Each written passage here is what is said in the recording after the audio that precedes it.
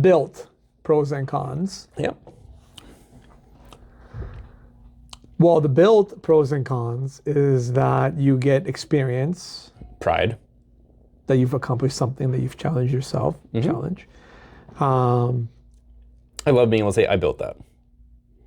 Pride. I love it. Pride. I love it. Pride. Yeah. Yeah. Cons, time. Right? Time is the most valuable commodity. Yeah, you're never getting any more time. Everything else in the world you can probably get more of at some point. Time you can't. Even if you spend the most amount of money, you'll never get the time that that's the crazy thing that I think a lot of people forget about. 100%. There's never any more time. Time, and you can actually get yourself hurt. Oh yeah, I mean, all kinds of things. The cons, right? But it's easy. Not really. There's It's pros. not easy. Pros is because you just spend the money, right? And you have to. You throw money at the problem, and you come and pick it up when it's done. Please throw money at us. or food. Not that we're hungry. I mean, we also offer financing, so you don't have to throw anything at us. Right? Both, I guess, visions. Visions. And now we offer financing as well, too, right on the website. You're right. Okay. Shameless plug. Well, no, it wasn't meant to be, but yeah, definitely throw money and goodies at us. We like it. We like to be pampered. We like the good things. Downpipes and I'm kidding. And no. Now, the cons, money. Yeah, it's expensive. And you could get into a situation where you just keep, you will bring in a car into a shop and there'll be a certain budget, but then things will break along the way and there's only so much you could do. Whereas if you're kind of doing it yourself, you can always kind of fix it and curb it. In a way. Try to, in a way. In a way. Same thing. I've gotten myself in situations where I can't fix it. Right? That's when you take it to the... But then now you gotta take it somewhere and they have to undo what you've done, which they charge you for, as they should. Yeah. As they should. Because they didn't do it. And then start from scratch, and sometimes it's new parts, new products, new everything, because you screwed up so badly. But more so of the bot. The bot is the con is that you just basically might be throwing more money because unexpected things will happen. Cars are dynamic. Unless you're rolling a new car off the showroom floor, bolts are going to get corroded. Even new cars. I hear new car horror stories. Things that you drive the car down the road. There's things that happen to that car that you have no idea. Every bump you hit changes your car a little bit. Because it's not, at the end of the day, it's not just a box with four walls. There's so many sensors, so many things that will happen. It's just so many possibilities, right? And the most reliable things, even some of the most reliable things that I found with air suspension, you buy the best equipment, best fittings, they will still fail. Things can still throw money. So if you're paying for it and things fail, you just keep paying. Yeah, that's the con. It sucks, but it's the reality of it's not the shop's fault. It could be. Yeah, but if they're transparent. But if the shop messes up, any good, reputable shop will cover their own mistakes. That, and we'll take ownership. 100%. And let the customer know. So personally, we offer lifetime warranty on our entire installs. If we break anything, we will pay to fix it. As long as we actually did something wrong. Yeah, because people can take advantage of that. But people are people. That's a topic. People are people. That's a topic for another so time. I've called customers I broke some clips. I'll order you some new ones. When they come in, we'll pop them in for you. We snapped a panel. We did this. We did that. Whatever happens, we're here to try and just be honest about it, upfront about it, because when you try to hide it, it's always going to come back. At the worst time. And now your customer is upset. They might have been driving down the road and something bad could have happened. You're much better off just telling everybody upfront, because yes, the customer's going to be upset. Something happened. They're never going to be happy about it. But as long as you deal with them and you deal with them appropriately, it doesn't have to be a bad situation. It's just not a good one. Right. Taste versus flex. Status mods. I love that. that's the thing, is that like when you start just buying parts because the internet tells you that you should buy parts. Well, you're flexing because you're able to afford those It's all parts. status. Yeah, status symbols. Yep. Right? Like the big thing in like the industry right now, especially in the Euro scene, is, downpipe and a tune. Everybody needs downpipe and a tune. Doesn't matter what car it is, downpipe and a tune. I don't know. My car sounds way nicer with a downpipe. I'm not saying it's not the way that it should be done. It's just, it got to the point where everybody was just thinking that it was a flex because like originally it was, but now it's done so much that I don't think it's a flex anymore.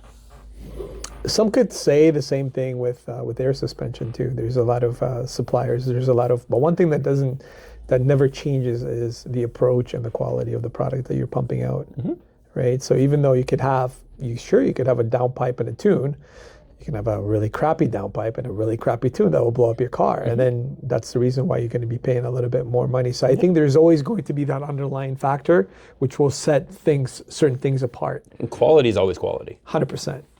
You can't mess with, and you get what you pay for when it comes to suspension, anything that you do in regards to mods. Yeah. A lot of the times.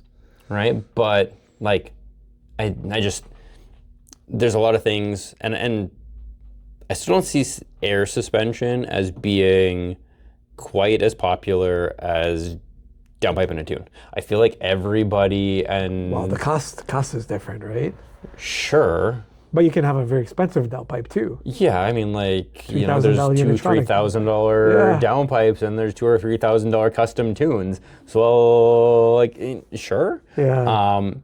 But like, I feel like some of it was done for status to flex, but then it also, since everybody had it, it's less of a flex now. But also, it's still cool, it's still needed, but you don't go and being like, I've got it. But if you're doing it for the status and the flex, you're going to kind of go towards the cheapest, not necessarily the best, because you want to have, status, sorry. Yeah. I meant, yeah. If all you're going to say is I have a downpipe and a tune, branding just to belong, to belong, right? Branding You want to get matter. at the cheapest way, like you want to have your car bagged, the cheapest way kind of possible. But whenever you choose that path, which is the cheapest way possible, if it turns out to be a good path for you or you're lucky, then you're just completely lucky. And not everyone's lucky. Nope. Never. And that's especially because there's so many factors that come into play. Yeah. You can only be lucky so many times. Of course. You're not, if you're gonna go to and get a $100 tune and $100, $200 downpipe, something's got to give. Something's got to give, Alibaba, man. like. Well, ChatGPT can out-tune your car. Fair. I mean. Yeah. Who knows?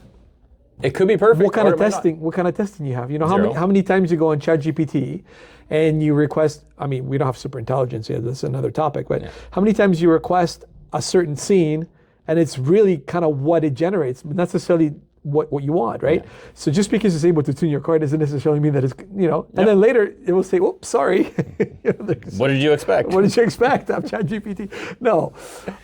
And then identity versus copying. That's a big topic. And that's the thing. And that's what kind of where I was leading with that, is that like I don't see it as like, if you're copying, if everybody has the exact same thing, well, now it's no longer modified. It's the expectation. But if you're copying a downpipe and a tune, the way you differentiate yourself is by buying the better. Well, yeah, downpipe, right? But how do you have that conversation with, somebody that's the only thing they've done to their car? They bought a $700 downpipe, they bought a $1,000 tune, and you spent $5,000, and they're like, but I got the exact same thing. Well, you get into a topic such as, for example, real wheels and fake wheels. Sure. Everyone will always sort of try to, and we're going back to the flex, right? How do you differentiate yourself now? Now you're going to have those that, because now you've set the sort of the commonality, which is a downpipe and a tune. Yeah. But now people are going to start asking you, well, what kind of a tune? What kind of a downpipe? So you're going to flex better, because being part of the show scene and being involved with the show scene, it's all about kind of also showing off too. Of course. Right? Because and that is another topic in itself, where don't believe everything you see. Of course. Because it's also kind of like show for show. The show scene is for show. Social media is for show. A lot of these events we're going to be at are for show. Don't believe everything you hear. Yeah. Question everything. But even then, like how do you prove that you have any of the tunes? Right? You could just say that you have it. Yeah. Unless you're going to go race somebody, unless you're going to go do a dyno sheet all the time, and like, cool if that's what you want to do, but you also just can't print the one off the internet. Like, you actually have to take your car and do a dyno sheet. Like, which is what mostly people do, right? Sure. But have you noticed a lot of kind of reels now are popping up of people making fun of that? Mm-hmm. Where it's like, oh, I have a stage 3 tune. Stage 1 is an exhaust. Stage 2 is mud flops, and stage 4 is like window tint. Yeah. It's stage 4. It's 4 different stages. No, people will twist everything. That's okay. That's what I said. That's like, cool. Makes it for entertainment and fun sometimes. 100%. But makes like, it for a laugh. If you've got a tune and you take your car for a dyno, bring the dyno sheet. Like, that's way cooler than you just sitting there saying what stage you're at. Yeah. No, I make 400 horse. Well, most of these tunes are off-the-shelf tunes, right? 100%. They're based off of certain. But like other things that you've done to the car, so like, proper filtering, proper intake, proper like an aftermarket intercooler, all those other things are gonna add to it, enhance it, blah, blah, blah, all those things. Some of them will actually make it worse. 100%. Like, a lot of the aftermarket intakes don't really help you. They just look cool. They sound nice. Yeah. But rob you of horsepower. Maybe add a little bit of horsepower. Depending where it all happens, depending how much flow it is, how old your filter is. Have you cleaned it in the last 5 years?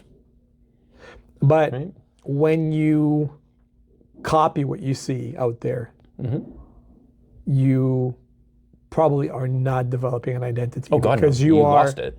You are kind of seeing what's out there, and you're kind of trying to be part of what's out there. Yeah. As opposed to kind of not trying to make yourself influence, which is very hard because we have our devices on us, and everybody kind of you're always in the scene, and you're part of these meets and events where there's no way you're not going to get influenced by what's going on. No. But it's also how you get influenced, I guess, by looking at it and saying, well, you know what? I know everyone's having a downpipe and a tune, but everyone's running this downpipe. Everyone's running this tune. How do I sort of tweak it and see if I can make it? What do I do differently? Yeah. Yeah. And a lot of the times, those are kind of the ones that stand out, at least to the more seasoned enthusiasts, because you're able to tell apart. Downpipes and tunes are important, like especially on all the turbocharged cars, especially in the German stuff. You need it. No, I don't know if you need it. You need it. You need it? Okay. You need it. You need it. It sounds so much better. But that's what I mean, right? There's just, it's one of those things that it took off because it makes a lot of sense. But then you get into things of like other ways of enhancing that, right? Like changing the rest of the exhaust, or working on getting more air into the engine, and working on like, especially in like the GTIs, like multi-port injection and all these things, like so many other things you can do to build on that. But you got to be careful as well too, because if you touch one aspect, it'll most likely draw you into another. It's like when I used to do air fun. When I used to do aero back in the day, right? I would have customers come in with Engage Aero. I used to have customers go in and they would want to get a wing. Yeah. But then you do an aggressive wing, and now it's like, well, the rest of the car doesn't match, so now you want a front splitter. Now you have a front splitter and a wing, and you're like, well, the sides are missing something. So it's kind of like you tread wisely when you're doing these mods too, because most likely you're always going to want to. We're always going to want to change and do more. So keep yourself curbed, I guess. No, go full out. Go full out. Go full out. Go full out. Go as far as you can afford, and then wait a year, and then go further. Try to create your own identity with all these mods. But don't do the same as everybody else. No. Right? But it's okay if you do. Well, yeah, you're still in the scene, you're still doing things. But it's very easy to kind of like find that you've done everything that. The one thing that I'll say is that like there is groups within the car culture that everything looks the same, and there's groups within the car culture where everything looks vastly different. Right? You go like muscle car, I find they all look very, very, very similar. Yeah. It's hard to differentiate, I guess, if you have, well, I mean, you can. I feel they look all very, very similar. Like big motor, chromed out motor, From the same supplier, from the same Same shop. thing, right? Like wheels always seem to be like American Racing, chrome wheels, Paint is always, something very, very basic with like racing stripes. I feel they all look the exact same. Doesn't matter whether it's a Ford, Chevy, Dodge, it's all about the same stuff. Imagine how we feel with our modified Euros pulling into a Mustang meet. The stares we get. Oh, yeah. But similarly, like you look at Volkswagens, like we both own Volkswagens, so it's very easy for like the Volkswagens to all fall into the same small little group of mods. And we've talked about this, of where everybody has the exact same thing. It's hard not to copy, right? Or get inspired, I guess. There's also a lot of Volkswagen builds that are also vastly different. Less. Yeah. But there still is people that have found their own identity within it in a world where everybody's cookie cutter. It's true. So try to explore and find your own identity. Yeah. Because it'll make it for a lot nicer and cooler builds for us to check out at your event. It also makes you stand out. And if you have an event, let us know. Let us know whether it's local or we're in the Toronto, Greater Toronto area, Canada. But I mean, let us know where you're tuning in from and where you're coming from, and let us know about your build. Let us know about your events and what you think about the build versus bot. Challenges. Which one do you believe is better, or which one do you think is the worst of the two? Share your content and let us know what you think. We're open to that. So in closing, if you had to choose between somebody built the entire thing in their garage, or somebody paid shops to do everything, which is better? I would probably explore the quality of both. And if the quality is there, I would be okay with it, regardless of where it came from. Quality, execution, if it was done right, I don't think value. I mean, it would be cool. It would be like, for me personally, it would be like amazing you did the work yourself. But if both are really, really, really good, I wouldn't necessarily give more merit to another. I would think. If both come out looking identical, then I would say the person that built it themselves would get extra credit. Why? Because they grew as a person through all the trials and tribulations of building that.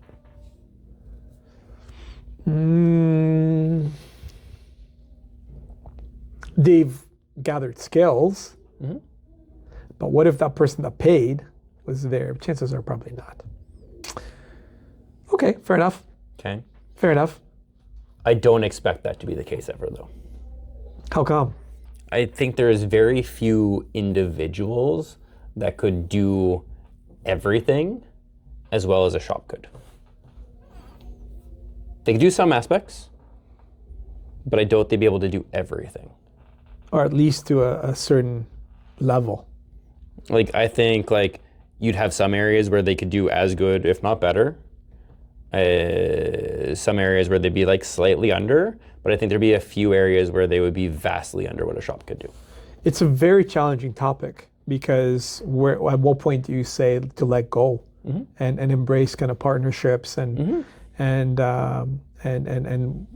working? But it's nice when you can work with an expert that's able to chime in. Yeah.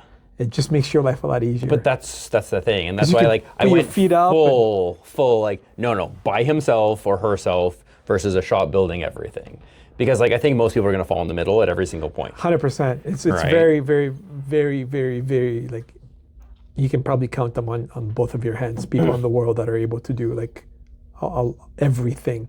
Very very very very to few. A very very high level. As well as they will never tell you too. No. You'll never know them. You'll never know. They're going to have a car sitting in their garage they've been working on for 30 plus years that is just about the nicest car you've ever seen, but they're never going to be finished it and they're never going to pull it out. It just almost makes no sense because it's like there's so many unknowns unless you're able to touch every aspect. That doesn't necessarily you're making that because maybe you're aware of how to powder coat, but maybe you're going to send it to a shop, and that's where partnerships. And that's where most people are going to fall. Absolutely, I think so. Right? Like it's very rare for somebody to like have a powder coating facility. I don't know, man. I gotta paint. No, but like to do all of it, right? Like there'll be a few like it's YouTube hard. Guys. Like I follow one guy that he's building an NSX right now, and is going to do 95% of it himself, but still only 95%. Yeah, I've not met anyone that's done everything to 100%. And if they have, I'd challenge that. I'd be very skeptical that it is 100%. Somebody that's really good with like body work and motor work and suspension work and all that stuff is not going to sew their own interior. That, or also how good are they going to be with suspension? They're going to know the generalities, but maybe not go into in depth. So they will always have to consult, I think. Be good, and then they send it out for an alignment. Yeah, like, right? That's what I mean. Maybe they don't have an alignment rack. So within the whole journey, you will always more than likely have. We're all somewhere in the middle. Yeah, is essentially where I was getting. But like out of the two, for me, if somebody built the entire car themselves, I think I would still prefer somebody that paid for everything and it was done top notch. Now, don't get me wrong, like that's tons and tons and tons of money, but this is tons and tons and tons of time. So I'm equating those to be equal. Yeah, because I think a shop with professionals doing everything will be a net better result, which is probably different than a lot of people would say. Well, you get warranty as well too if something goes bad. I mean, the only warranty you have if you do it yourself is motivating yourself to fix it. You just got to fix it yourself. But then you're like, forget it. Maybe. But ideally, let the experts touch the things that you don't want to touch or that you're not an expert at. All right.